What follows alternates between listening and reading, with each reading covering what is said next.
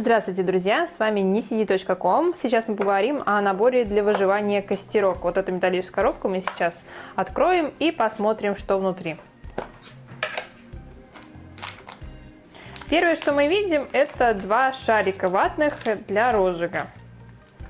Далее у нас идет огниво. Огниво покрыто черной краской, которую нужно будет скрепсти, прежде чем разжигать, вот этой вот штукой.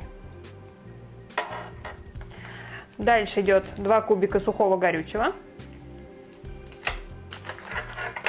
и проволочная пила.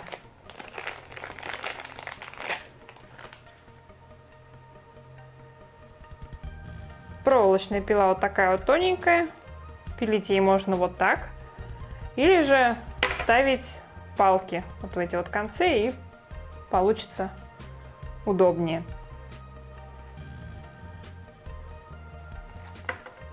На этом все. Подписывайтесь на наш канал. До свидания.